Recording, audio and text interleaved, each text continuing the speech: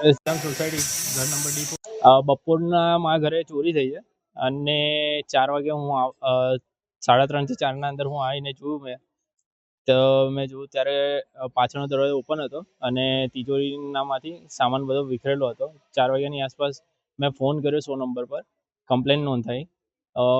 પોલીસવાળાઓએ મને પછી સામેથી થોડા ટાઈમ પછી ફોન કર્યો અને ત્યાં કમ્પ્લેન લેવા માટે મને ત્યાં બોલાવ્યો, પણ હજુ સુધી અહીંયા કોઈ આવ્યું નથી.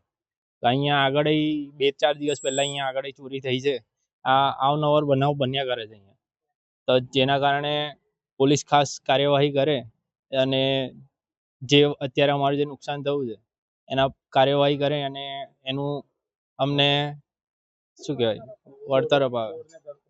ચોરની ધરપકડ કરે. કયા પોલીસ સ્ટેશનમાં તો ફરિયાદ નોંધી? બાપોદ પોલીસ સ્ટેશનમાં.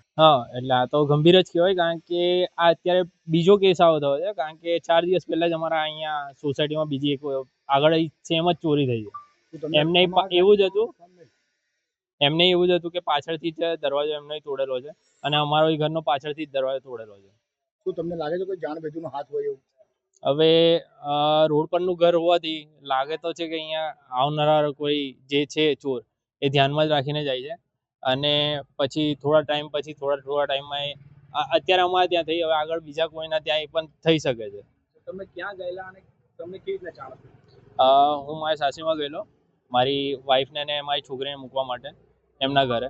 તો ત્યાંથી જ હું આવ્યો ત્યારે મેં જોયું કે ઘરના તાળા તૂટેલા હતા, ત્યારે મને જાણ થઈ. કુલ કેટલાની મુદ્દા ગઈ તમારી?